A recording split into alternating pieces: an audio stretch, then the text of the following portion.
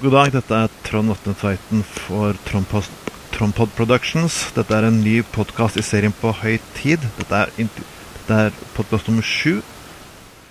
Og I dag skal vi gå til Brasil og intervjue en av LIP-medlemmene der. Denne gangen skal vi snakke med en dommer forresten. Så, hello Maria. Hello. How are you today? Good, thank you, and you? I'm good. First I have to ask you, you live in Brazil. Yeah. One of the most very violent country is in South America. What? Yes, one of the most violent countries in the world. One of the world.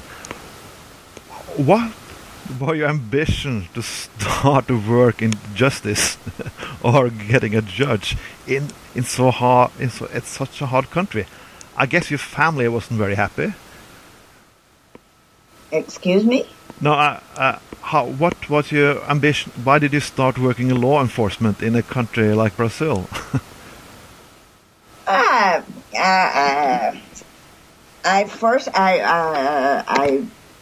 worked as a public defender for 3 years, almost 3 years.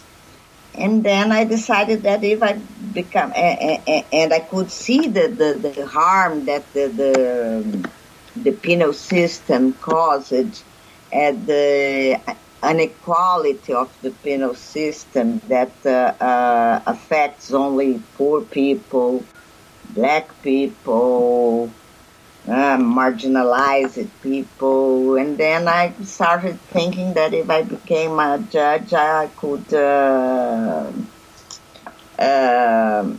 I would be more able to do some justice to reduce this harm that's provoked by the criminal justice system. That's why I became a judge. You have the most violent country. I see, like in the last 2 years, it died over 10,000 people in Brazil. That's the same amount as the war in Ukraine. But you also have a trouble with the police in Rio. In 2015, the cops in Rio killed 645 people. Is it something wrong with the police system in Brazil, do you think? Or is this just what you have to do? No, I think this is a result of drug prohibition, of the war on drugs. The police, most of these killings, not only these homicides, not only those that are made by the police, but almost the majority of killing in Brazil is a result of drug prohibition, of this politics of based on the war on drugs. The police is told to fight a war. In a war, you are supposed to kill the enemy, and that's what they do. They don't kill because they are bad people, or they are in a war. They are fighting a war, and that's why they kill so many people. But if the police, this sounds like me. You had a dictatorship in Brazil for many years. Isn't that like this mix of policing and like an army? Because it looks like me like the police officers have think like there are like army. Isn't that a little bit strange? Yeah, but it's right. We have a military police. That is considered as an auxiliary force of the army, but I think the problem of the violence of the police is not due to to this background, to this dictatorship background. I think the problem that causes this violence violent actions by the police is that they are told that to fight a war. And they are told that the drug dealers that live in the favelas, in the poor neighborhoods, these are the enemies. They must be eliminated, and that's what they do. It's not only there. Of course, they are responsible for their misconduct, but it's not only they're responsible. It's the state and even the society that are responsible for this violence. Okay. I saw an article here in Norway. It was a representative from the criminal group Kommando Varmelo, if I can pronounce. We also said this was a war, and with both, if you are in a situation with also is have a problem with racism and so on, are there not any way to escalate this a little bit down? Because you have a situation in Norway too, also fighting a drug war, but the police are not wearing guns in the streets of Norway.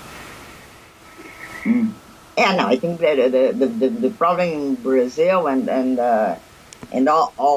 other Latin American countries, because we have besides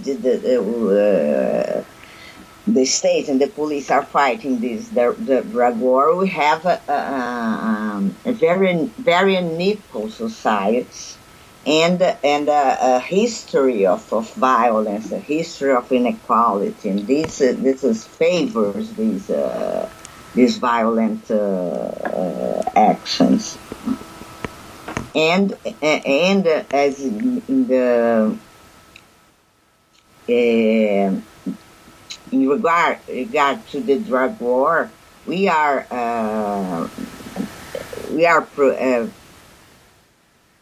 Brazil is not a producer, but Brazil is a country through which the other Latin American countries that produce, especially cocaine, send the drug to Europe and other countries. And I think this makes a difference when you all these things, the history of violence, the heritage of violence, the heritage of inequality, and the fact that we produce or we transport these drugs make our countries more violent than European countries. Or I think this violence is concentrated, especially in Latin American and some Asian countries. What you didn't start in LEAP, but when did you find out that the drug policy that you was enforcing was wrong? What was your way from where you were into the politics of LEAP? No, but since because I worked as a judge from 1982 to 2000. And since I started working as a judge, I started to realize that there was something wrong with drug policy. First of all, I since the beginning I realized that it was completely unconstitutional to punish drug possession for personal use. And I've always declared the unconstitutionality of the Brazilian law that criminalizes drug possession for personal use. Then, because this is a conduct that doesn't cause harm to others, only the person that intends to use the drug can harm themselves. So think this everyone should, in a democracy, everyone should have the right to harm themselves. So I always declared the unconstitutionality of these laws. But then, as time went by, and I had already, I also started, I also understood that drug prohibition, the prohibition of the criminalization of production and supply, caused violence, caused more harm than the drugs themselves. I wrote about this. My first book is from 1990, and I already wrote about that. And then I also realized that it was not only the criminalization of drug possession for personal use that was unconstitutional. So I realized that all these prohibition laws are unconstitutional because, first of all, they violate the principle of equality, because if you there is an arbitrary distinction between licit and illicit drugs. People that produce and sell alcohol or tobacco, they produce and sell it legally. They are good citizens that produce and sell these drugs. And people that produce and sell other drugs like marijuana or cocaine or heroin, they are the bad guys. They do it illegally. And there's no substantial difference between these conduct. All these substances are drugs. All these substances can be very harmful to the health of people. And this different treatment by the law is in my opinion, completely unconstitutional. And besides that, it's completely all these prohibition laws are completely unproportional. Can I say? Because they don't. Besides being unable to attain the objectives that they intend to reach, besides being unable to eliminate or at least reduce the availability of these prohibited substances, these laws are cause more harm than the drugs themselves. As I said, violence and corruption, and even they cause more harm to the health. That because they say these prohibition laws, these international conventions, these UN conventions that impose prohibition, they say that they intend to protect health, but when you put this market in a legal framework, you cannot control or you cannot regulate these economic activities, the production and supply, and so these substances that are produced and sold in this illegal market they become even more dangerous than they really are, because you have no control, have no regulation. They can be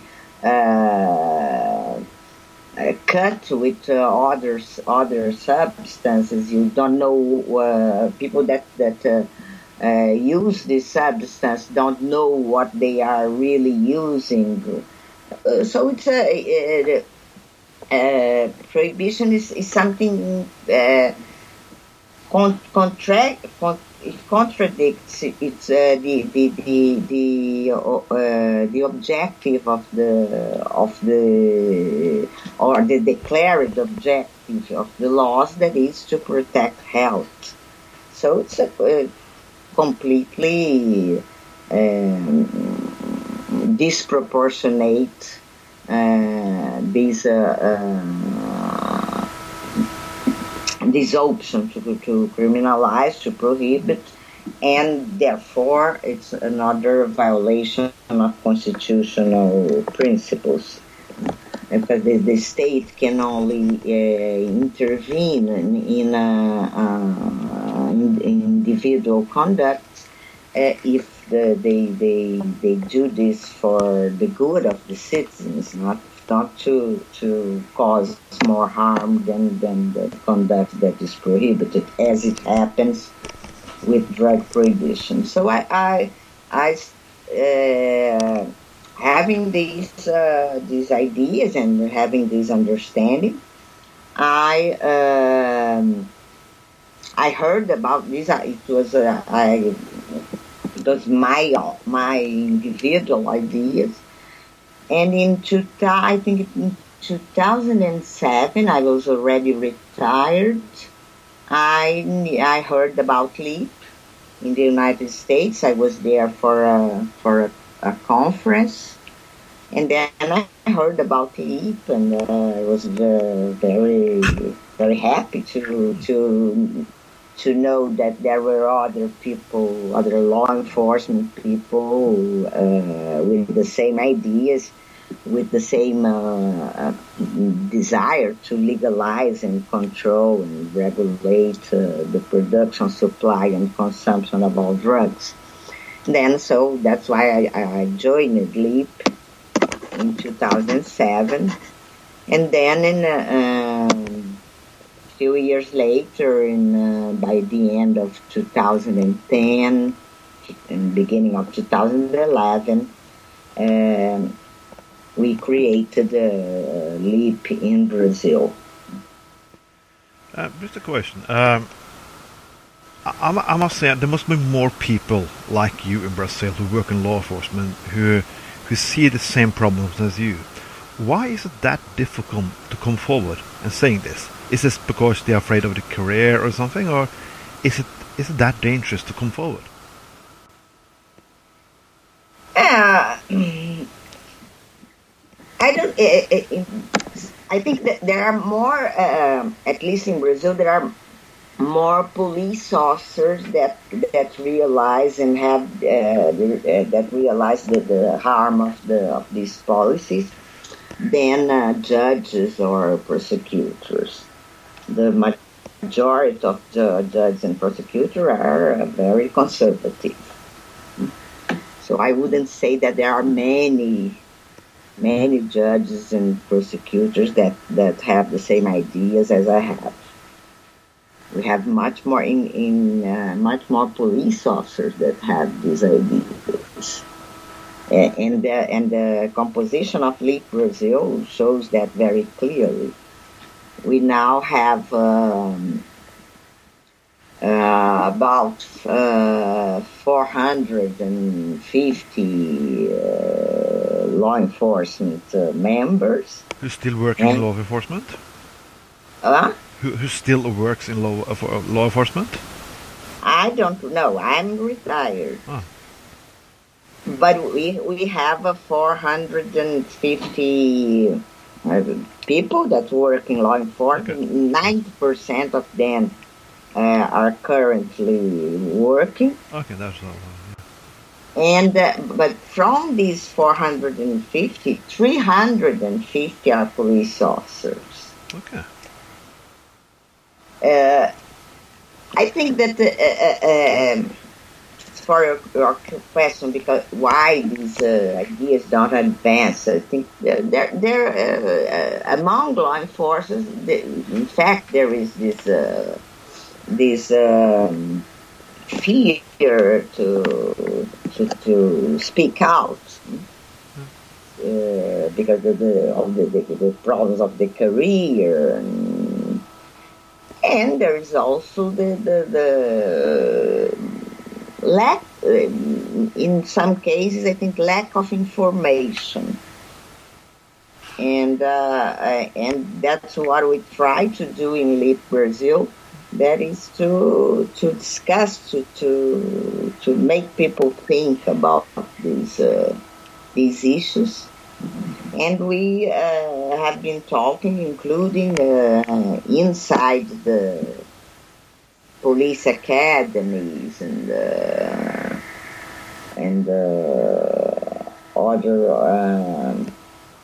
other places where we can find where we can meet law enforcement people. Are there any political parties on the left or the right in Brazil who want to support your politics? No, you can find individual members of different political parties, but not a political party that has as its program that includes legalization in their programs.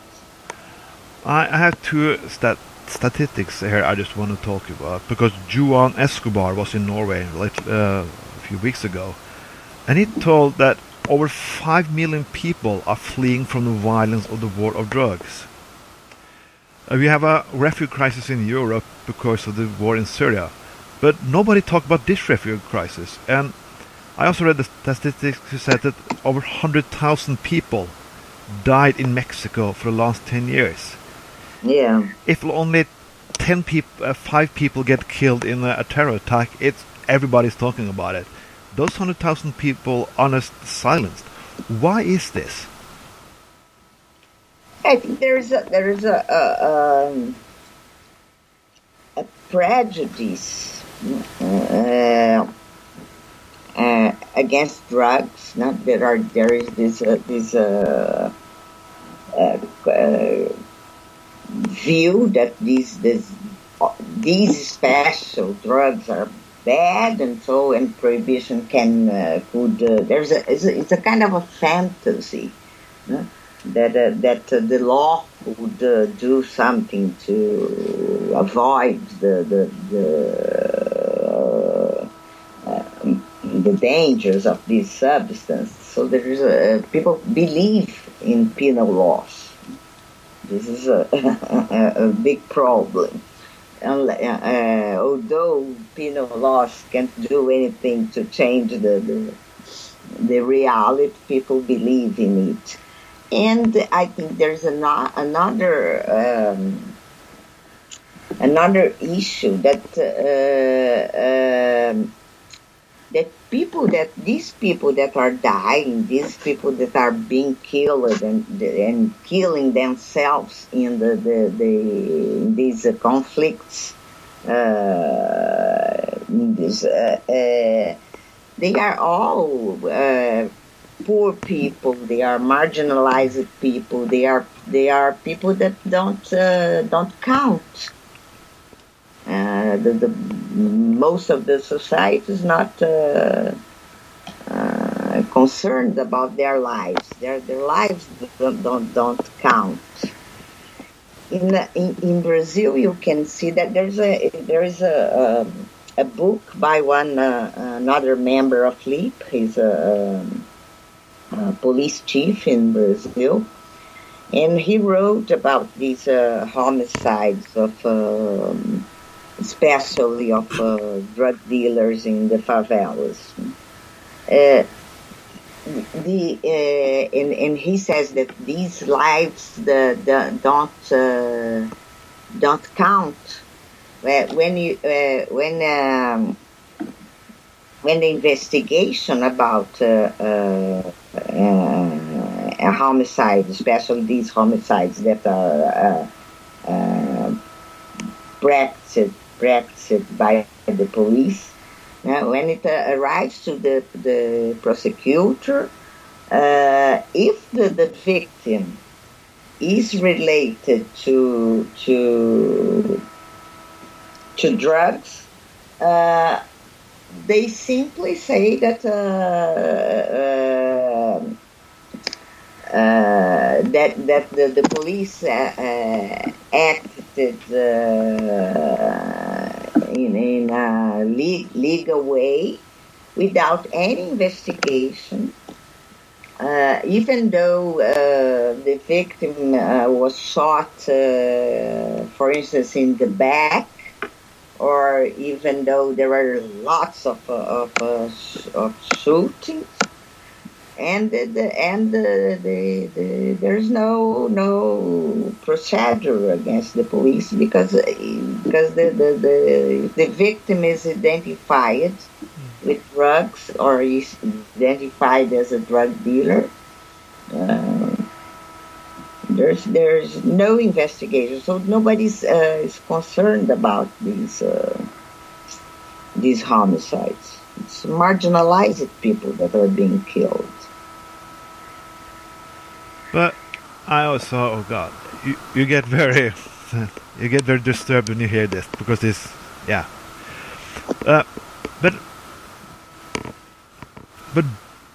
But isn't it strange that how this drug war affects all kinds of economy, because banks are earning money on this by whitewashing all this money, and those people are getting away every time. In America, the private prison industry have economical interest. The breweries in Europe have economical interest here. So is this just how can you go against all these people? Because it looks like a lot of people have economical interest just to keep the war going, not because it helps, but because they want to continue doing what they're doing. How do you go against all this?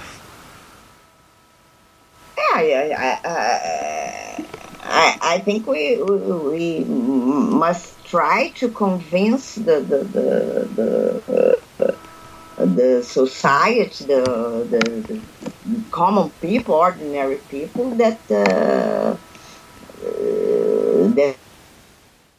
these politics are causing so much harm.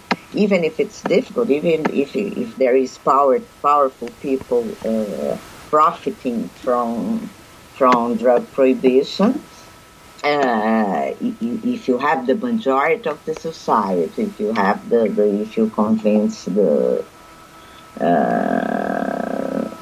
some politicians in the society that this is bad, I think you can change things.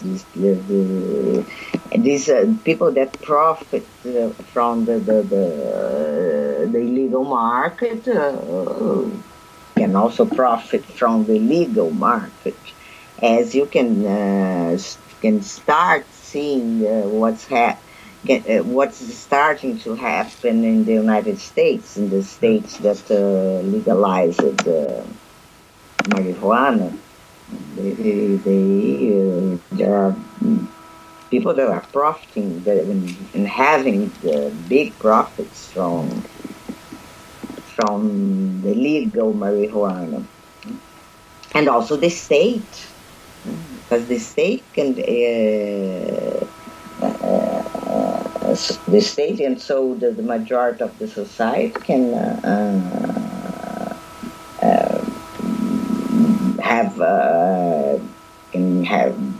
receive money from taxes if you legalize. So I think you can show to the majority of the society that it's better for everybody, except for a few people that profit from the illegal market.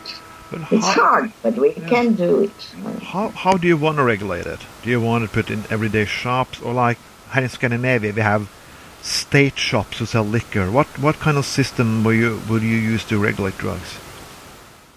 Oh, I think this depends on the. I think you can have only one system.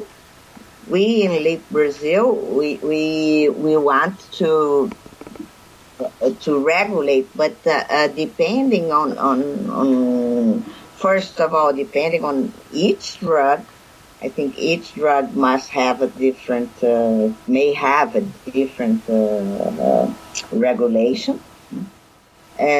Each country may have a different regulation depending on their culture and their economic and social options. So we don't define only one kind of regulation, state regulation or a private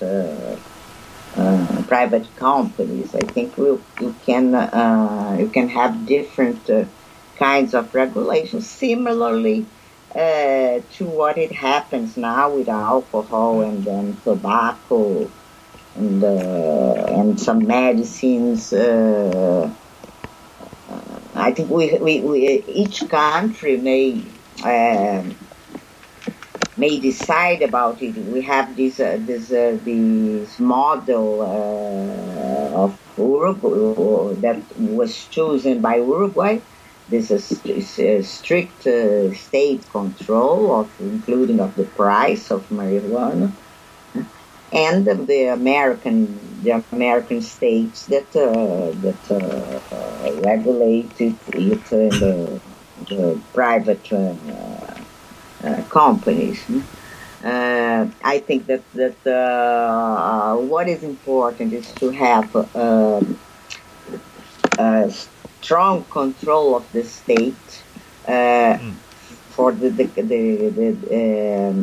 in respect to the quality of the substance that are given to the market, and of course a control of the state of the companies of the private companies that occasionally sell it. And as for some more dangerous drugs, I think you can have a totally state control, similar to what already happens with in some countries that have that supply heroin in these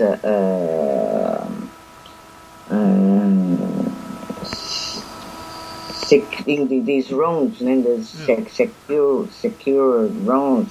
I think Norway has it. Yeah, we are starting a test project in Bergen right now by have user rooms. So it's a little bit. It's very controversial, really, because you have still some parties here, mainly Christian conservatives and so on, and who wants to keep the laws like they are, like arresting most people who are using it and everything like that. So yeah, because it's you can only have a rational control and regulation if you legalize, because these semi regulation is like the Netherlands. It's something crazy. They can sell the marijuana and hashish in the coffee shops, but they buy in the illegal market. So this is not rational. I think you have to legalize the whole process, and then you can really regulate. Which country do you think doing something right now? Who is developing a good politics on this? Completely right, no country, because there's no country that has already legalized the production, supply, and consumption as I think is the right thing to do. But there are some countries that are going. There are at least giving the first steps to arrive there. Then, so there is Portugal, the Czech Republic, with the decriminalization of the drug possession for personal use. Portugal has a good result in these policies. The Uruguay that started to at least legalize the production, supply, and consumption of marijuana, although they haven't really started yet to sell it. And these American states, these 8 American states that have already legalized at least marijuana. I think other good steps are, as I mentioned, some European countries that have these, and Canada also, Canada have these harm reduction policies as for treatment. One of my favorite questions I always ask everybody, I know the answer really in advance, but I think it's so funny to ask. The Donald Trump wall against Mexico, will it help? That is the answer I also get laughter. People say that the Americans would put down the wall. No, because I think it's hilarious, because everybody knew when Pablo Escobar and they transported cocaine with submarines in the 80s. So American tries to build a wall. It's like, okay. But at the last, one question left. What would you say to Norwegian law enforcement and judges and so on today who trying to think in this pattern? What would you say to them? It's focusing especially on judges. I would say that they should declare the unconstitutionality of all these prohibition laws in the systems that like Brazil or the United States, that any judge can declare the unconstitutionality of a law, or in the other systems, at least they should argue and send to their Supreme Courts these, I don't know how to say it in English, this send the procedure to the Supreme Court so that the Supreme Court can declare the unconstitutionality. Because if we work to a judge is there to make justice, and you cannot make justice with unconstitutional laws that cause so many harm to people. Thank you very much, Maria, for being with us tonight. I thank you for the opportunity.